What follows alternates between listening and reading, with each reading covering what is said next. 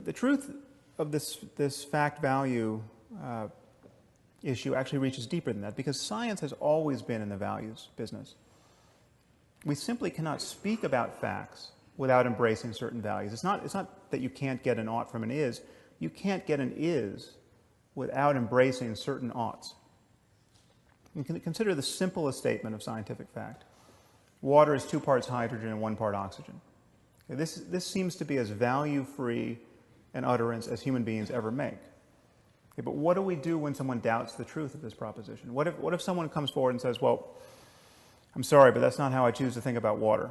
Okay, what if someone says, I'm a biblical chemist and I read in Genesis 1 that God created water before he created light, which in fact it says in Genesis 1.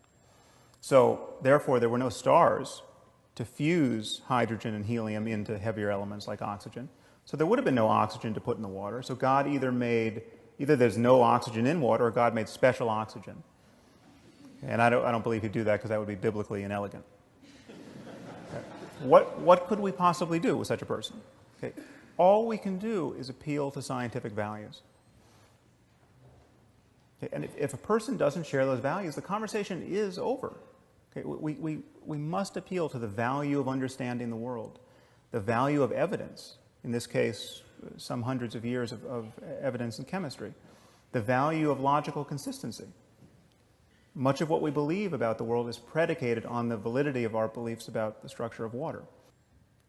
If someone doesn't value evidence, what evidence are you going to provide that proves they should value it? If someone doesn't value logic, what logical argument could you invoke to prove that they should value logic?